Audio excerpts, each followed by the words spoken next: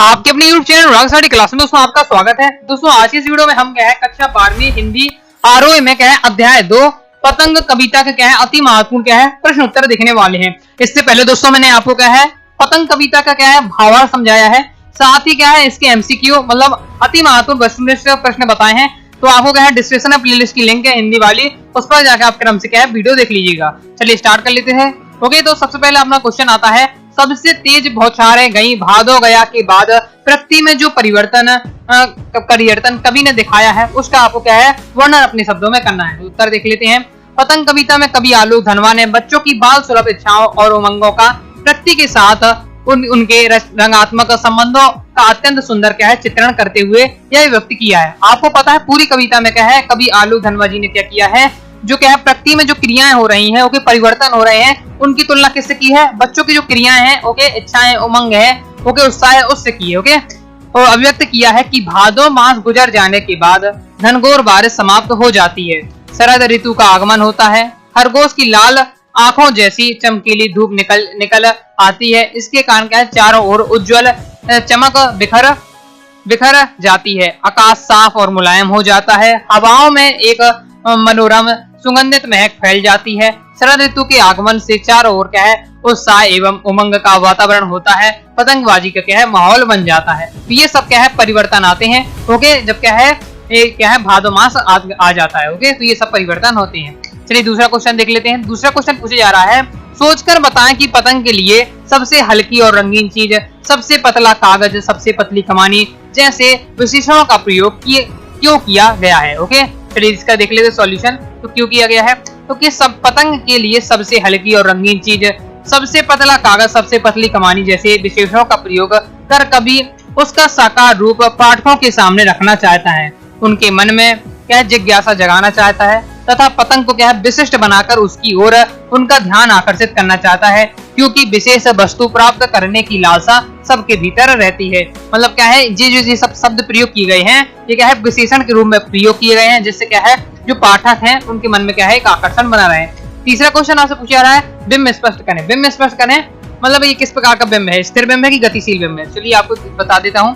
पहला है सबसे तेज बौछारें गई भादो गया। तो इसमें क्या है, इसमें क्या हो जाएगा आपका जो आपका दृश्य है वो गतिशील है। ओके, गतिशील किस प्रकार से कि क्या है इसमें क्या है आपके सबसे तेज बौछारें गई भादो आया, तो इसमें क्या है गतिशील हो रही, तो गतिशीलता का है प्रमाण मिल रहा है, इसलिए इसमें क्या गतिशील बिंब हो जाएगा। अब सवेरा हुआ तो नॉर्मल स्थिर बात है, तो इसमें स्थिर बिंब हो जाएगा। अगर क्या है आपका खरगोश की आंखों जैसा लाल सवेरा, ये भी क्या है आपका स्थिर बिंब हो जाएगा। फिर शरद आया पुलों को पार करते हुए। अब शरद क्या है आपको पता साइकिल से आया था पुलों को पार करते हुए, तो इसमें आपका हो जाएगा गतिशील बिंब हो जाएगा, क्योंकि साइकिल से आ रहा तो गतिशील तो होगा ही। ओके, अपनी नई चमकती साइकिल तेज चलाते हुए, इसमें भी क्या है साइकिल तेज चलाते हुए तो गतिशील बिंब हो जाएगा। ओके, फिर आगे देखते घंटी बजाते हुए जोर जोर, तो इसमें क्या हो जाएगा आपका श्रव्य बिंब हो जाएगा। ओके, नेक्स्ट है चमकीले इशारों से बुलाते हुए, तो इसमें भी आपका क्या है गतिशील बिंब हो जाएगा। ओके, फिर इसके बाद है कि आपका आकाश को इतना मुलायम बनाते हुए, इसमें हो जाएगा आपका स्पर्श बिंब, क्योंकि इसमें क्या है मुलायम की शब्द की बात हो रही है तो स्पर्श करके ही आप बता सकते हो। ओके, पतंग ऊपर उठ सके। ओके, तो इसके लिए इसमें भी क्या हो जाएगा आपका जो हो जाएगा वो स्थिर दृश्य बिंब हो जाएगा। ओके, तो इस प्रकार से हमने कंप्लीट हो जाता है। नेक्स्ट देख लेते हैं, बहुत ज्यादा इंपॉर्टेंट क्वेश्चन है, तैयार अच्छे से कर लेना है।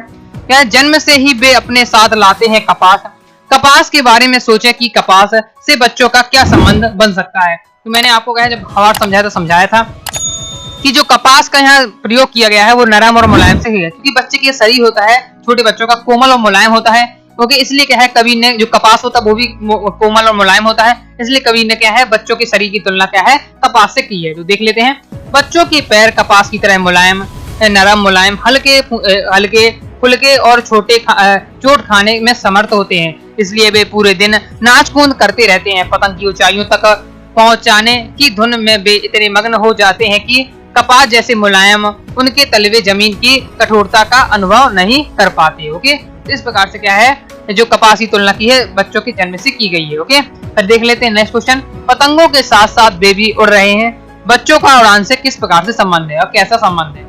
चलिए इसका भी उत्तर देख लेते हैं। तो पतंग उड़ाते समय बच्चे रोमांचित होते हैं, जिस प्रकार पतंग आकाश में उड़ती हुई ऊंचाई छूती है उसी प्रकार बच्चे भी छतों पर डोलते हैं। वे किसी के खतरे से बिल्कुल भी बेखबर होते हैं, किसी भी क्या खतरे से बिल्कुल बेखबर होते हैं। एक संगीतमय ताल पर उनके शरीर में हवा में लहराते जैसे वे खुद ही एक क्या है पतंग हो गए हो।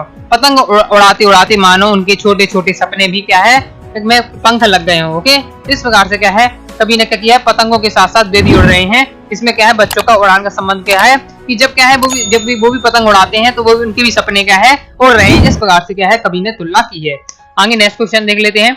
निम्नलिखित पंक्तियों को पढ़कर प्रश्नों के उत्तर दीजिए। मतलब इस प्रकार से क्वेश्चन आपके पेपर में आता है, किस प्रकार से पद्यांश आपको आता है पर उसको क्या है आपको उत्तर देने पड़ते हैं। इसी प्रकार से ये लाइनें दी हैं, इनको पढ़कर आपको क्या है क्वेश्चन पूछे जाएंगे, इनको उत्तर देना है। वह छतों को नरम बनाते हुए, दिशाओं को मृदंग की तरह बजाते हुए, अगर वे कभी गिरते हैं छतों के खतरनाक किनारों से और बच जाते हैं तब तो और भी निडर होकर सुनहरे सूरज के सामने आते हैं। ओके, अब देख ले क्वेश्चन कौन सा पूछा गया है। पहला क्वेश्चन है दिशाओं को मृदंग की तरह बजाने से क्या तात्पर्य है। ओके, और ये क्या है नॉर्मल क्वेश्चन भी आ सकता है, तैयार रखना है आपको। दिशाओं को मृदंग के बजाते हुए का तात्पर्य है कि संगीतमय वातावरण की दृष्टि से क्या है पतंग काटने पकड़ने के लिए दर दर दौड़ते बच्चों की पद चापों की दिशाएं गूंजती हो जाती हैं। उनकी आवाज मृदंग की तरह क्या है प्रतीत होती है। ओके, नेक्स्ट क्वेश्चन है जब पतंग सामने हो तो छतों पर दौड़ते हुए क्या आपको छत कठोर लगती है।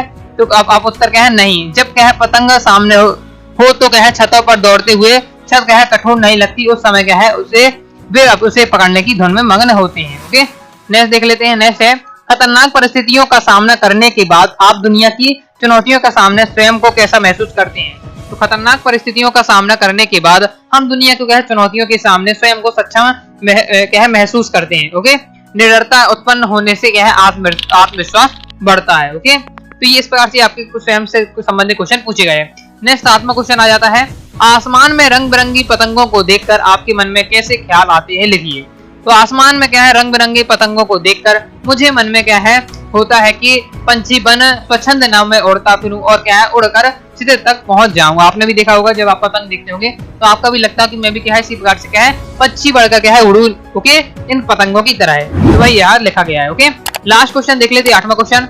रोमांचित शरीर का संगीत का जीवन के लय से क्या संबंध है। उत्तर हो जाएगा जब हम किसी कार्य को पूरा करने में मग्न हो जाते हैं तब हमारा शरीर जैसे उस कार्य की लय में डूब जाता है, उसी प्रकार संगीत सुनते हुए हम उसकी लय ताल में खो जाते हैं, इसलिए कहा गया है रोमांचित शरीर का संगीत। आपको भी पता है जब आपको क्या है आप मन पसंदीदा काम कर रहे हो तो आपको समय का पता ही नहीं चलता है। ओके, ना ही क्या है भोजन का आपको सुध रहेगी कि हमने खाया कि नहीं खाया, जब आप क्या है पसंदीदा कार्य कर रहे हैं, इसलिए कहा गया कि कार्य में क्या है लय हो जाते, कार्य में डूब जाते हैं। ओके, इसी के लिए कहा गया रोमांचित शरीर का संगीत। इस प्रकार से अपना ये चैप्टर कंप्लीट हो जाता है पतंग वाला।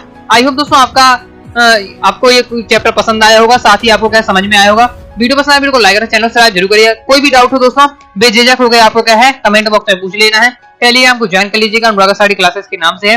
डिस्क्रिप्शन में आपको क्या है सभी की लिंक मिल जाएगी। साथ ही इंस्टाग्राम को फॉलो कर लीजिएगा, ऐप को डाउनलोड कर लीजिए जिससे आपको आसानी होगी आपको क्या है कोर्स डाउनलोड करने में, ओके, एक्सेस करने में। साथ ही आपको वेबसाइट से क्या है फ्री नोट्स वगैरह आप प्राप्त कर सकते हैं। ओके, तो मिलते हैं दोस्तों नेक्स्ट वीडियो में, तब तक के लिए बाय बाय।